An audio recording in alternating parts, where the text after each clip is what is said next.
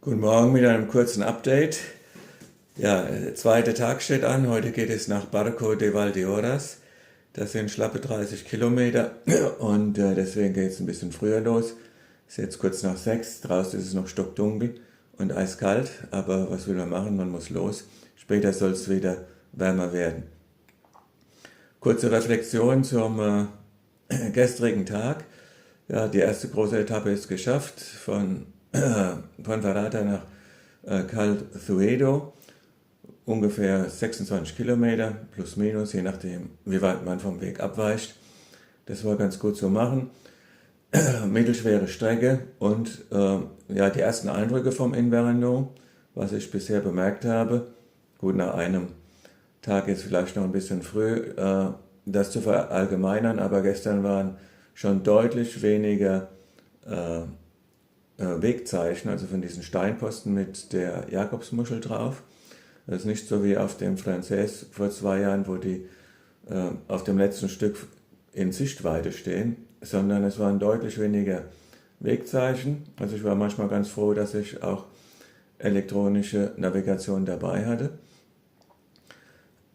Ich habe gestern bis auf 2 Pilgerinnen niemand gesehen auf dem Weg, also war ganz allein. 2 Pilgerinnen haben irgendwo mal eine kurze Rast gemacht, bei denen bin ich vorbeigelaufen. Und das war es auch schon.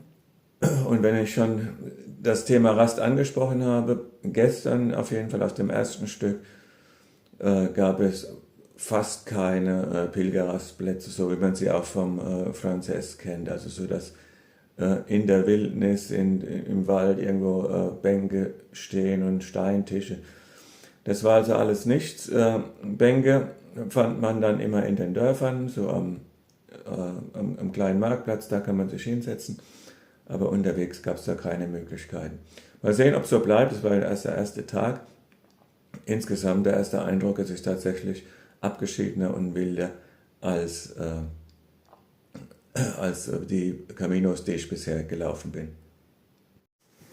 Was mir hier in diesem Hotel besonders gut gefällt, ist, dass sie den Schrank hier offen haben als Regal, sodass ich hier meine Beutel mit Kleidern und Proviant etc. einfach reinlegen konnte und praktisch wie Schubladen benutzen konnte. Das war also sehr, sehr praktisch. So, dann wollen wir mal den Rucksack packen und losgehen. So, draußen ist es noch stockdunkel. Und da ich das erste Stück noch durch das Dorf laufen muss und dann ein Stück Landstraße, kommt heute mal mein Rücklicht zum Einsatz, sowie die Kopflampe. So, los geht's.